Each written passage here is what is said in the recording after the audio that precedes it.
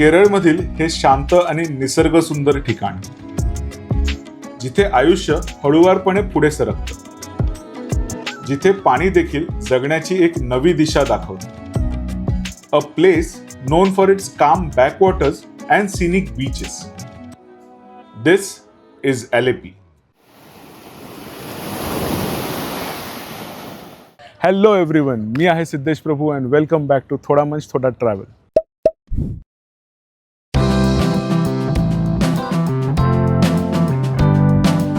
Kochi explore करून आम्ही निघालो एलेपीसाठी. Alleppey, also known as Alappuzha, is a city in southern part of Kerala.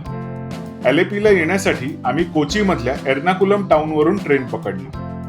Mumbai किंवा बाकी मेजर सिटीजवरून एलेपीला डायरेक्ट यायचं असेल तर तसेही ट्रेन्स अवेलेबल आहेत. आम्ही ज्या हॉटेलला थांबलो आहोत त्याचं नाव आहे झोला हेरिटेज. इथले रूम्स आणि इथलं फूड तसं सिम्पल आहे, but the service is good.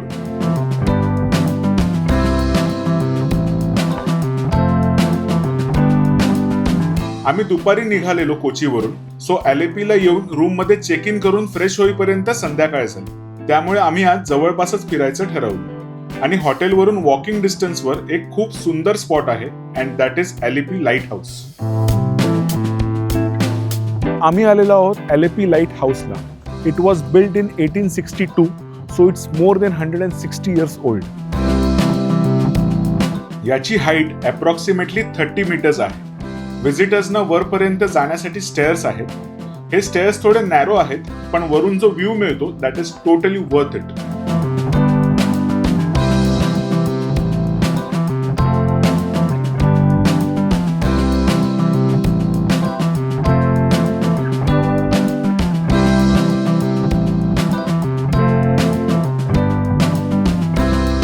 व्हिजिटर्ससाठी हे लाईट हाऊस मंडेला बंद असतं आणि इतर दिवशी व्हिजिटिंग टाइम आणि एंट्री फीज आहेत.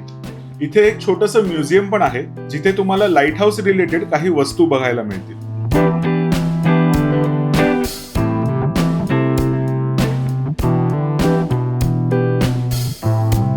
रात्रीच्या वेळेला हे लाईट हाऊस असं दिसतं. रिलॅक्स करण्यासाठी सगळ्यात बेस्ट जागा म्हणजे बीच. सो आम्ही आलेलो आहोत एलेपी बीचला. हा बीच लाईट हाऊस पासून अगदी 5 मिनिटाच्या अंतरावर आहे. This beach isn't considered safe for swimming, पण इथे तुम्ही बरेचसे वॉटर स्पोर्ट्स आणि ऍक्टिव्हिटीज करू शकता.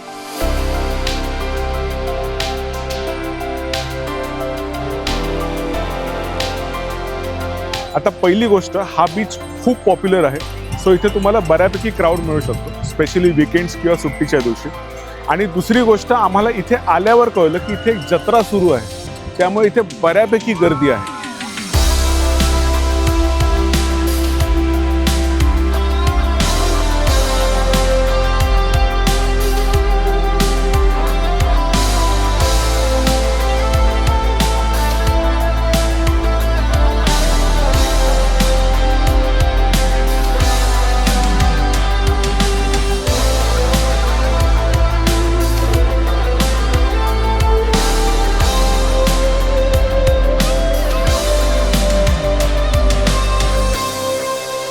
ओव्हरऑल हा बीच खूप सुंदर आहे.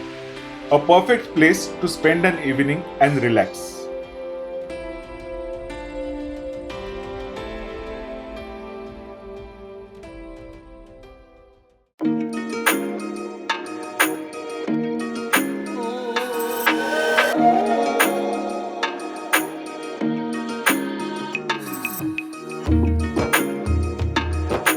एलेपीला वेनिस ऑफ द ईस्ट असं म्हणतात आणि त्याचं मेन रिझन म्हणजे हे सुंदर बॅकवॉटर्स.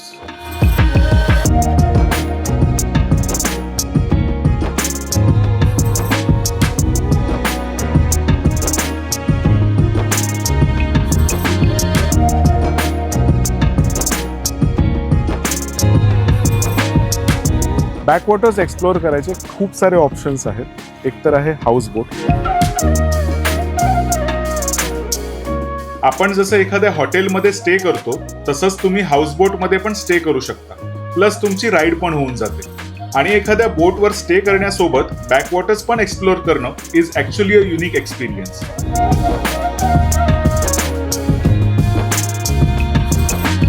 काही हाऊसबोट्स मध्ये सिंगल रूम असतो, तर काही हाऊसबोट्सवर मल्टिपल रूम्स शेअरिंग मध्ये असतात.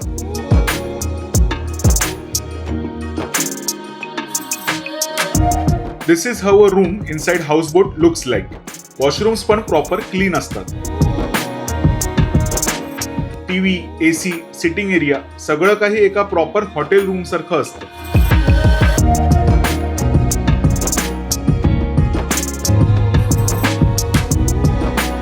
Second way of exploring backwaters is by taking shikara ride.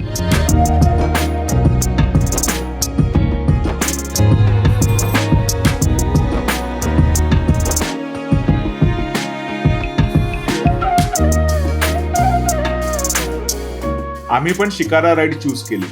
Houseboat पेक्षा शिकारा बोट थोडी छोटी आणि ओपन असते आणि या राईडचं ओव्हरऑल ड्युरेशन साधारण 3 तासांचं असतं.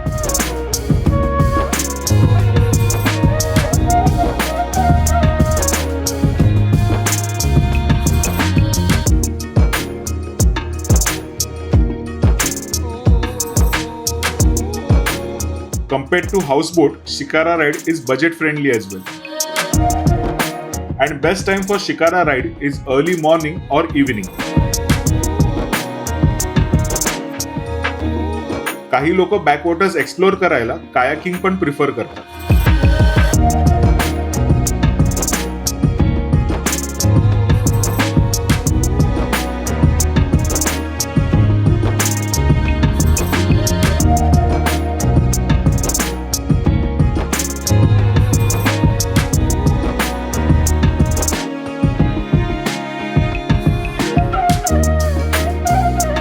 इथले लोकल्स ट्रॅव्हलिंगसाठी लॉंग बोट्स किंवा फेरी बोट्सचा पण वापर करतात.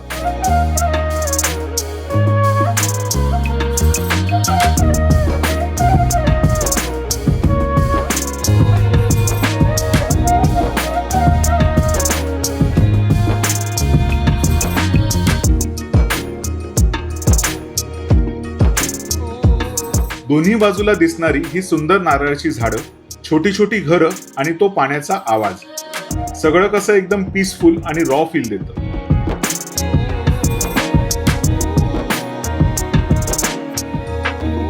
आम्ही मध्ये एका गावातही थांबलेलो जिथे एक खूप सुंदर मंदिर होतं.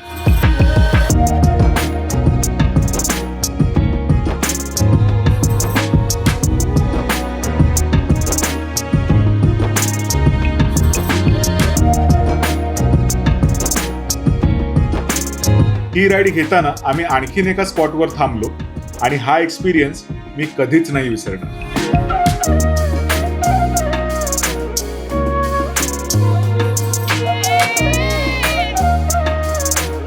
ही पण एक सुंदर मुवमेंट आहे जी तुम्ही इथे एक्सपिरियन्स करून बघू शकता.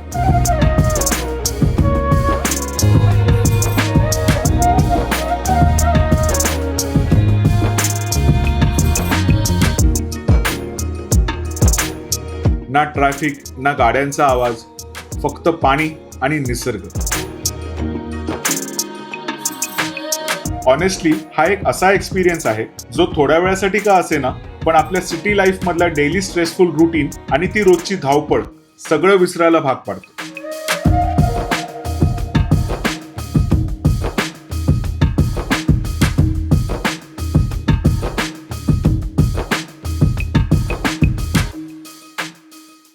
LAP पासून साधारण तासाभराच्या अंतरावर आम्ही आलोय अंबलापुजा श्री कृष्ण स्वामी टेम्पलला. हे एन्शियंट टेम्पल लॉर्ड कृष्णाला डेडिकेटेड आहे आणि इथलं ट्रेडिशनल केरला स्टाईल आर्किटेक्चर खरंच बघण्यासारखं आहे.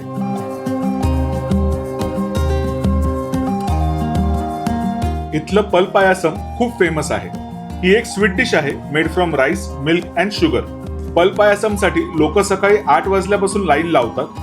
10 वाजता टोकन मिळायला सुरू होतं आणि लिमिटेड टोकन्स इश्यू होतात आणि दुपारी 12:30 वाजता तुम्ही पल पायासम कलेक्ट करू शकता. खूप सिंपल आणि पीसफुल ॲटमॉस्फिअर आहे इथलं. पण इथे येताना एक गोष्ट लक्षात ठेवा, इथे प्रॉपर ड्रेस कोड फॉलो करावा लागतो. स्त्रियांसाठी ऑलमोस्ट कुठलंही अटायर चालेल, but avoid wearing shorts. Traditional attire मध्ये येणार असाल तर बेटर. आणि पुरुषांना मंदिराच्या आत एंटर करताना बेअर अपर बॉडी म्हणजेच शर्ट, टी शर्ट, बनियन काढून एंटर करावं लागतं. आणि मंदिराच्या आत फोटो काढणं किंवा फोन वापरणं अलाउड नाहीये. तुम्ही बाहेर मंदिराच्या प्रिमाइसेसमध्ये वापरू शकता. मंदिर पहाटे 3 वाजल्यापासून ते दुपारी 12 वाजेपर्यंत आणि संध्याकाळी 5 वाजल्यापासून ते रात्री 8 वाजेपर्यंत व्हिजिटर्ससाठी ओपन असतं.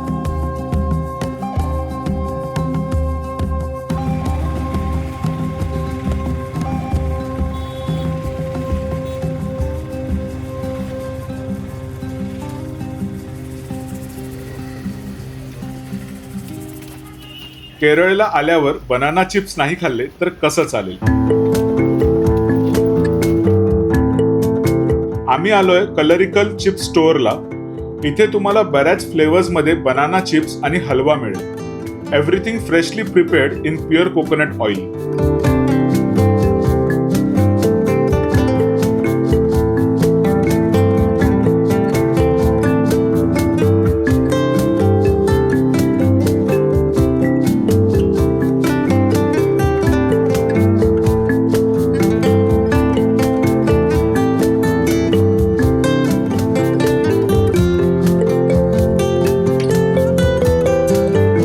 सो आम्ही आलेलो आहोत राईस बोट नावाच्या एका रेस्टॉरंटला to try their traditional Kerala thali. It's a pure veg restaurant and with more than 8 Kerala style delicacies like sambar, pachadi, rasam and payasam, this Kerala thali is definitely a must try.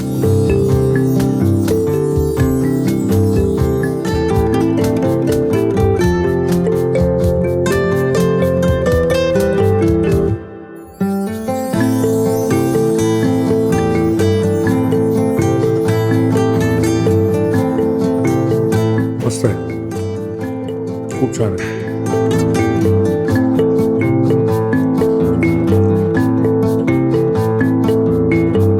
नारळ हा केरळातला एक खूप महत्त्वाचा भाग आहे आणि कोईर किंवा काथ्या म्हणजेच नारळाच्या बाहेरचं जे आउटर फायबर असतं त्याच्यापासून पण इथे भरपूर वस्तू बनवल्या जातात. सो आम्ही आलेलो आहोत इंटरनॅशनल कोईर म्युझियमला, जिथे आपल्याला कोईर इंडस्ट्रीच्या इतिहासाबद्दल काही माहिती पण मिळेल, प्लस आपल्याला कोईरपासून बनवलेल्या छान छान वस्तू पण पाहायला मिळतील.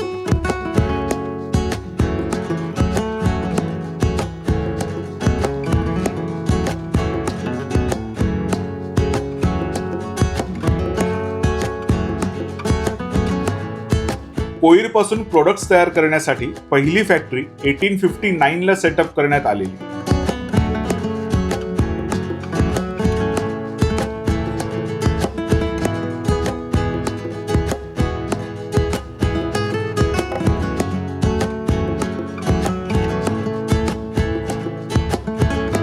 या म्युझियम मध्ये तुम्हाला ट्रेडिशनल टेक्निक्स सोबत मॉडर्न मशीन्स पण बघायला मिळतात.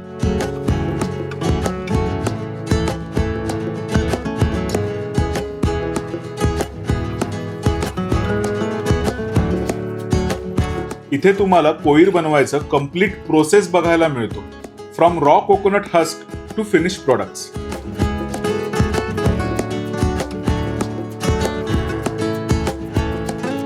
कलरफुल रोप्स, मॅट्स, कार्पेट्स आणि खूप सुंदर सुंदर क्रिएटिव्ह आर्टवर्क सुद्धा इथे डिस्प्लेला आहेत.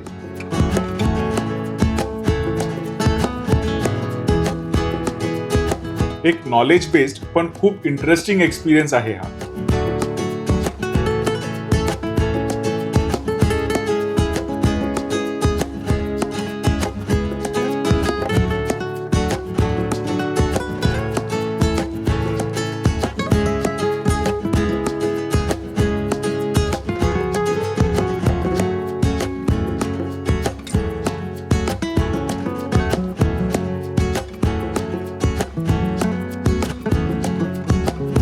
या बीचचं नाव आहे मरारी बीच आणि एलेपी बीच सारखा हा बीच पण तितकाच पॉप्युलर आहे, पण कंपॅरेटिव्हली इथे गर्दी खूप कमी आहे.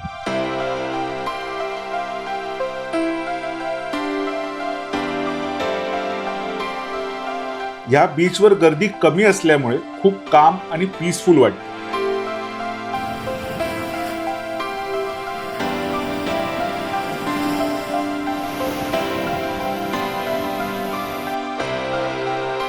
बीचला लागून काही फूड स्टॉल्स आहेत, जिथे तुम्ही चहा कॉफी घेत मस्त रिलॅक्स करू शकता. पजमपोरी किंवा बनाना फ्राय ही केरळची एक खूप पॉप्युलर डिश आहे आणि तुम्ही केरळला असलात तर तुम्ही एकदा तरी हे नक्की ट्राय करून बघितलं पाहिजे. Best T time snack. इथे सनसेट खूप सुंदर दिसतो. काहीही न करता नुसतं बसून सनसेट एन्जॉय करण्यात पण एक वेगळाच आनंद आहे. This place is truly a hidden gem. So केरळामधलं आमचं हे सेकंड डेस्टिनेशन म्हणजेच ॲलेपी टूर आम्ही इथेच संपवतोय. काही जागा खरंच किती सुंदर असतात हे प्रत्यक्ष तिथे जाऊन आणि तिथल्या गोष्टींचा अनुभव घेतल्यानंतरच आपल्याला कळतं. सो तुम्हाला आमचा हा ॲलेपी टूरचा व्हिडिओ आवडला असेल तर प्लीज लाईक करा, शेअर करा. तुमचे काही प्रश्न असतील, काही सजेशन्स असतील तर कमेंट करा आणि अशा छान छान व्हिडिओजसाठी आम्हाला सबस्क्राईब करायला विसरू नका. बाकी खा प्या, अशा छान छान ठिकाणी फिरायला जा, मजा करा. चिअर्स.